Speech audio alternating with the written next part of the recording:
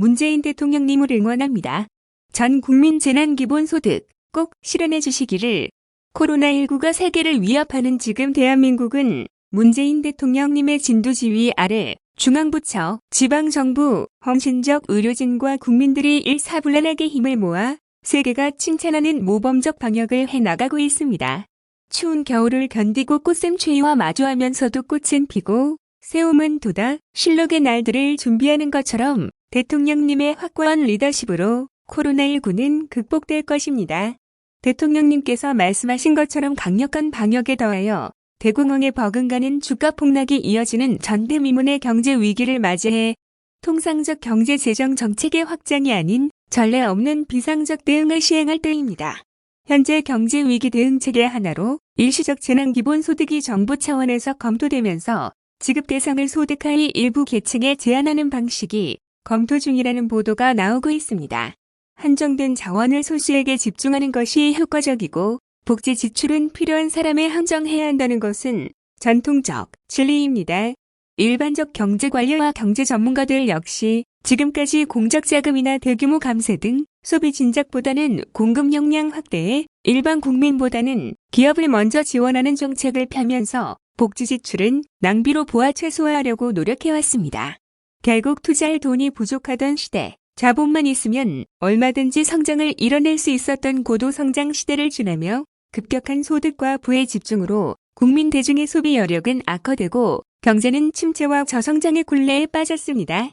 투자금 부족 시대가 가처분 소득 부족 시대로 전환되어 정부도 소득주도 성장을 주요 경제정책으로 채택했습니다.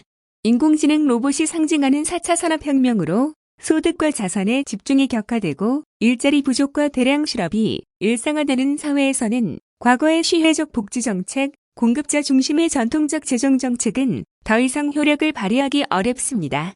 과도할 만큼의 고도 생산 역량으로 인간 노동 수요는 확연히 줄어들어 노동의 대가를 받아 인간적 삶을 영위한다. 일하지 않는 자는 먹지도 말라는 고전적 명제는 더 이상 설 자리가 없습니다.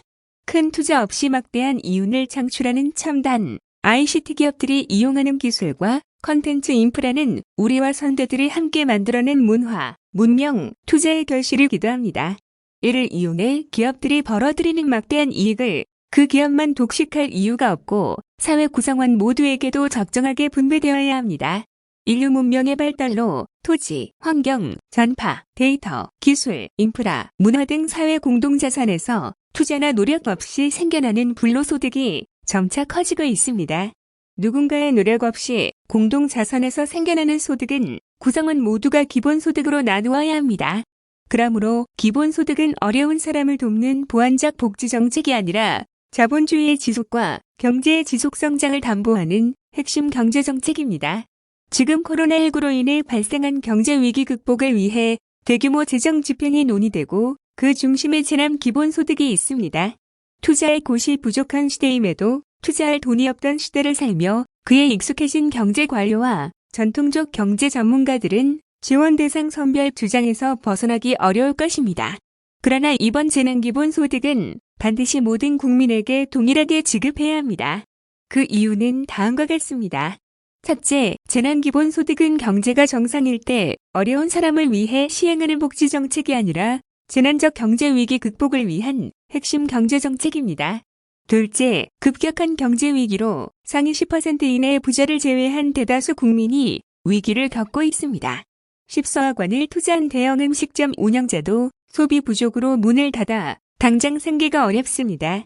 우리 사회에서 진정으로 가장 많은 세금을 내는 부자는 기업인데 이들 기업은 이미 지급 대상이 아니며 재벌 가족이나 고소득 고자산가들이 100만 원을 받기 위해 주민센터에 줄을 서 지급 신청을 하지는 않을 것입니다. 셋째, 세금을 많이 내는 사람을 제외하고 세금을 적게 내거나 안 내는 사람만 혜택을 주면 재원 부담자와 수혜자의 불일치로 조세 저항과 정책 저항을 부릅니다. 받는 자와 못 받는 자로 나뉘어 세액 통합에도 역행합니다. 넷째, 부자가 죄인은 아닙니다.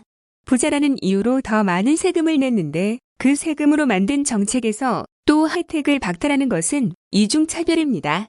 복지정책도 아닌 경제정책까지 이중차별할 이유가 없습니다. 다섯째, 국민 중 일부를 골라 굳이 가난뱅이 낙인을 찍으며 지급하지 말고 차라리 모두에게 지급한 후 지급 대상 아닌 사람들에게 그만큼의 세금을 더 걷는 것이 더 쉽고 사회 통합과 격차 완화에 더 좋습니다. 여섯째, 재난기본소득 재원도 국민 부담을 늘리는 증세로 마련하는 것이 아니라 어차피 내는 세금을 아끼고 우선순위 조정을 통해 만듭니다. 다른 지출보다 기본소득으로 전 국민을 지원하는 것이 일시적 경제 위기 극복이라는 재정정책의 취지와 목적에 부합합니다. 일시적 경제 위기 극복과 완화에 50조 원을 집행한다 해도 향후 3년간 나누면 국민 부담 없이 연간 500조 원을 넘는 기존 예산 조정만으로 얼마든지 재원을 마련할 수 있습니다.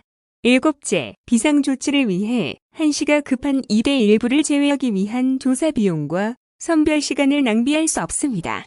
여덟째, 노벨상 경제학상 수상자 폴 크루그만을 포함한 세계적 경제석학들이 재난기본소득을 주창하고 있고 미국을 포함한 세계 국가들이 전 국민 상대 재난기본소득을 시행하거나 시행 준비 중입니다. 존경하는 인물이 뉴딜로 대공황을 극복한 루즈벨트이고 대선 선대위에 기본소득위원회를 둘 만큼 문재인 대통령님은 경제와 기본소득에 깊은 이해와 관심을 가지고 계십니다. 비상시기에는 전례 없는 비상경제대책을 강구해야 한다는 대통령님 말씀 속에 그 철학과 의지가 담겨 있습니다. 과거의 안일한 관행과 맞서 싸우시며 비상경제 위기 극복과 공정한 경제사회를 위해 애쓰시는 문재인 대통령님을 응원하고 지지합니다. 모든 국민을 대상으로 한 모두가 상상하는 이상의 과감한 재난기본소득으로 이 경제 위기를 돌파해 주시기를 기대합니다.